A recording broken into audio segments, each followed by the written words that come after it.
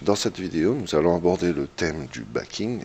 C'est une méthode qui permet de calculer les images textures des différentes surfaces d'une scène avec les ombres et les reflets. Euh, cette technique peut être très avantageuse en termes de temps de calcul lors du rendu, puisque les reflets et les ombres sont déjà calculés. On utilise aussi cette texture lorsque l'on veut apporter des objets réalistes dans un jeu comme Second Life à partir de Blender. Je vais partir d'un cube tout simple et rajouter une surface sur laquelle sera posé ce cube. Alors mon cube est au centre de la scène, c'est le cube d'origine. Je vais déjà démarrer mon plugin pour les touches qui se situent en bas à gauche ici, pour que vous voyez les touches N.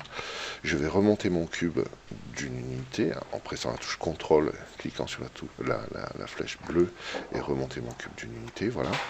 Et je vais rajouter maintenant une plane au centre de la scène. Mais pour ça, je vais recentrer mon curseur 3D qui se trouve ici. Alors pour recentrer le curseur 3D, majuscule C, il est au centre de la scène, majuscule A, Mesh, Plane.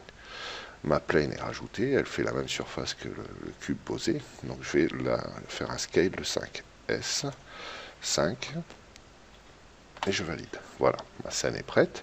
Je vais maintenant agencer mes fenêtres. Alors, j'ai besoin de 3 fenêtres.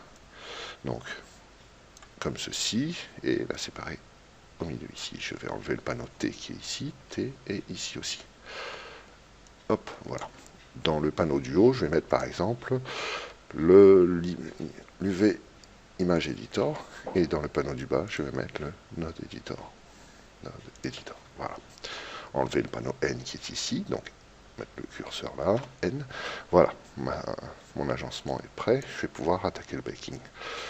Je vais commencer par le sol, donc la plane qui est sélectionnée, donc je m'assure bien qu'elle soit sélectionnée ici, et faire un dépliage UV. Donc passer en mode Edit, tout est sélectionné, le panneau Shading UV et Unwarp. Ici, mon dépliage UV apparaît. Je vais créer une nouvelle image pour recevoir mon baking. New Image. Et je vais l'appeler par exemple Sol. Je valide. L'image est toute noire, je réduis le zoom. Voilà, comme ceci. En bas, je vais maintenant affecter un matériel à ce sol. Donc ici, New. J'aurais pu le faire ici avec le panneau. Et ma surface, ma plane a maintenant un matériau. D'ailleurs, j'ai oublié de passer sur le Cycle Render ici. Voilà, Use Node ici. Voilà, ma mèche a un matériau. Je vais maintenant rajouter dans ce Node Editor, je vais rajouter simplement un bloc texture, image, texture ici. Dans ce bloc, je vais lui dire d'utiliser mon image sol complètement noire qui est là. Sol. Voilà. Je vais quitter le mode Edit, Tab. En m'assurant que Image Texture dans le Node Editor est bien sélectionné, c'est-à-dire qu'il est entouré d'orange, je vais me rendre dans le panneau de rendu ici, et tout en bas, j'ai l'option Bake. Il me suffit de cliquer sur Bake. Mais d'abord, il faut bien s'assurer que ce panneau-là soit sélectionné. Bake. Et on peut voir que Cycle commence à calculer le rendu en haut. Voilà, mon bake est créé et est stocké dans l'image sol, que je pourrais sauvegarder ici avec Image Save as Image. Et ce bake contient les lumières et les ombres. Et le carré qu'on a ici, c'est justement le cube qui est posé sur la scène. Donc cet endroit n'est pas éclairé. Je vais recommencer la même chose pour mon cube. Je sélectionne mon cube. Je le passe en mode Edit et nous allons faire un dépliage UV. Alors je vais passer en mode fil de fer, Z, et sélectionner quelques arêtes pour faire des sims. Ah, hop. Et celle-là. Voilà, dépliage, marque sim, voilà. Tout sélectionné. A.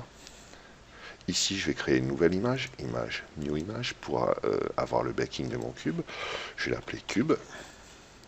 1024 par 1024, très bien, comme ceci, et je vais faire un dépliage de mon cube. Unwarp. Mon cube est déplié. Je vais attribuer, alors je vais quitter le mode Edit, voilà, repasser en mode solide, Z, et je vais attribuer un matériel à mon objet cube. Je viens ici, matériel, nous allons prendre, alors je ne veux pas de ce matériel, je veux un nouveau, voilà, X, et nous allons prendre New. Donc on va prendre matériel, on va l'appeler matériel cube, comme ceci. Je me retrouve dans mon node éditeur avec le bloc diffuse et le bloc matériel output. Je vais faire la même chose, c'est-à-dire rajouter un bloc de texture image, majuscule A, texture, image texture. Dans ce bloc, je vais lui dire d'utiliser l'image non pas sol mais cube, comme ceci. Et en m'assurant que ce bloc image texture est bien sélectionné, je vais me rendre dans le panneau rendu et cliquer sur Bake. Le calcul du bake se lance et nous avons en haut notre dépliage UV avec notre baking qui est dessus. Donc nous avons calculé nos deux images, sol et cube, et ces deux images peuvent être sauvegardées sur notre disque dur. Maintenant, si je veux utiliser ces images comme image texture dans la scène, ici, je vais devoir passer par un bloc, un shader non pas de type diffuse, mais un shader de type émission. Alors, majuscule A, shader, émission. Ici, la sortie cube, je vais la brancher dans l'entrée couleur ici, et la sortie émission, je vais la mettre ici. Mon bloc diffuse ici ne me sert plus à rien. OK. Donc je vais recommencer la même chose pour le sol. Je sélectionne le sol, rajouter un bloc émission, un shader émission, ici, le bloc, je les relie, et la sortie du bloc émission, je la plug dans Material Output, ici. Maintenant, quand nous passons en mode matériel ici, nous avons notre baking. Alors, je vais agrandir ça. Nous avons bien notre baking qui s'affiche sur notre scène. Si je passe en mode, en mode texture, idem, j'ai bien mon ombre qui apparaît ici. Et mes fichiers sont sauvegardés, sont ici. Je pourrais ensuite les sauvegarder. Save image. Save as image, ici. Et le sauvegarder dans un dossier. Et mes bakings sont prêts à être utilisés sur mes objets. Voilà pour le baking tout simple.